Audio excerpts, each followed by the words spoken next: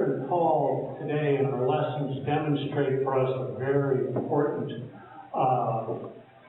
Christian dedication and commitment, even though their paths or journeys of faith have been very, very different from one another.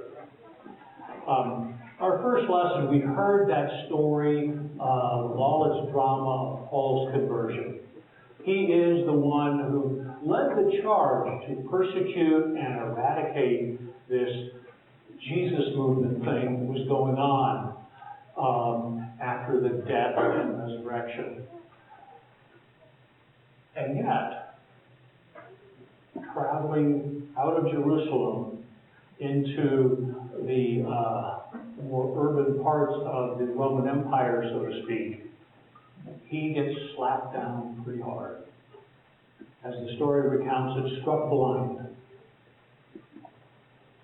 told that his persecutions, his conduct, his animosity is misplaced. Told that this stranger, this follower of Jesus, whom he was earlier out to arrest, is going to come and bring him healing. Ananias, I'm sure, is quite understandably hesitant when he understands that this is what God wants him to do. Look, this is the guy who's going out to kill us all. You sure this isn't a trap, God?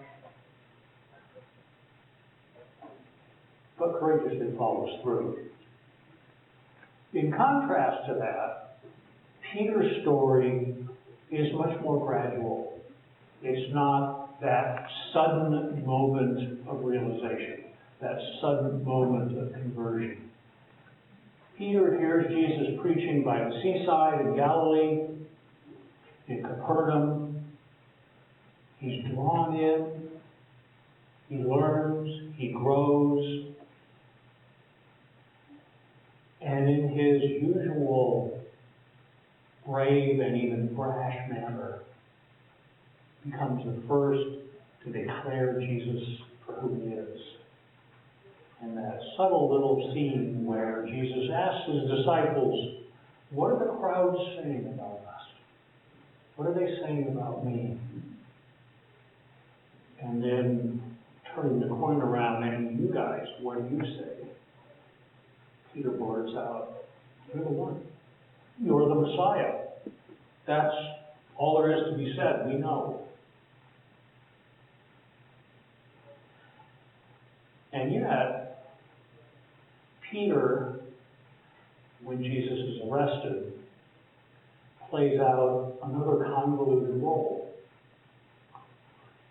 We're told in this recounting of the stories in the garden of Jesus' arrest that the disciples basically hit the winds. They scatter, they're gone, they go into hiding. Peter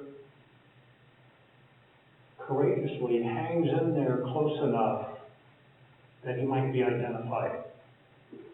And as the story unfolds, that's exactly what happens. Someone recognizes him. You're one of them. No, I'm not. I don't know this Jesus. 3 times we have the story of this denial.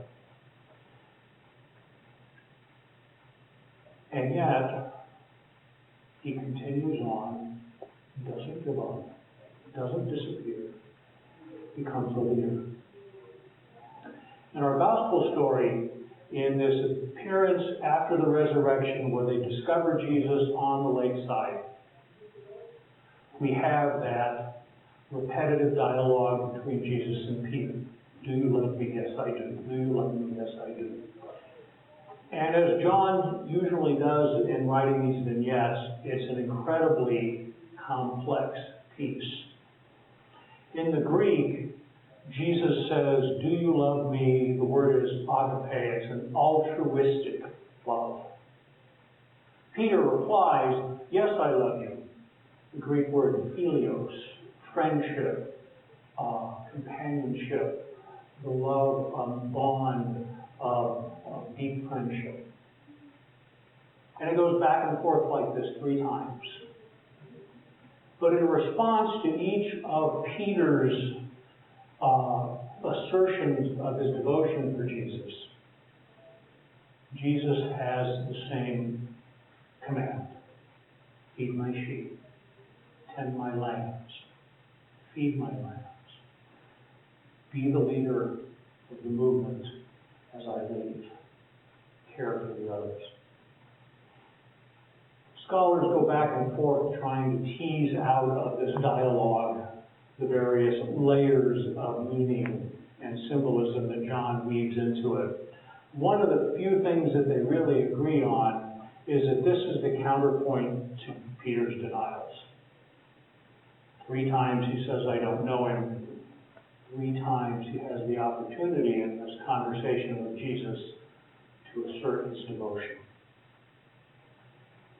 A potent moment that we're given an insight into that dynamic in all our lives, where we don't measure up even to our own expectations, and yet have opportunity to reconcile and begin again.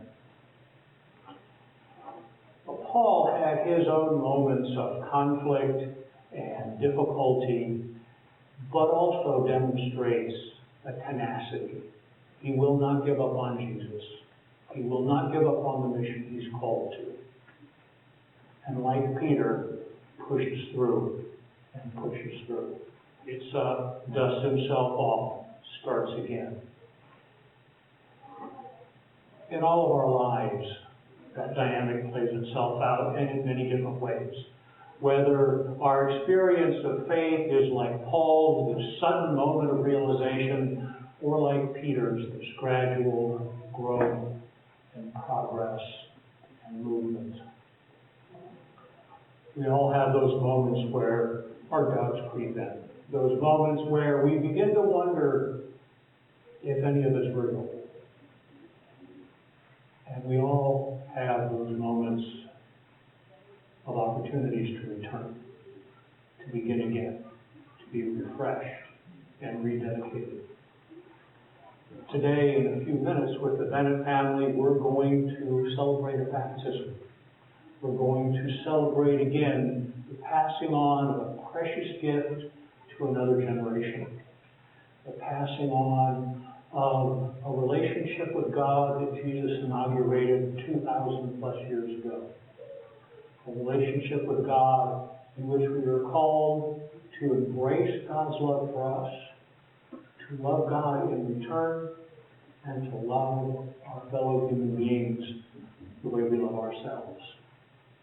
My brothers and sisters, I invite you today, as we go through the beautiful ritual of baptism, be rededicated, be refreshed, be recommitted after the example of Peter and Paul and all the countless generations who have gone before us in this way of life and this faith.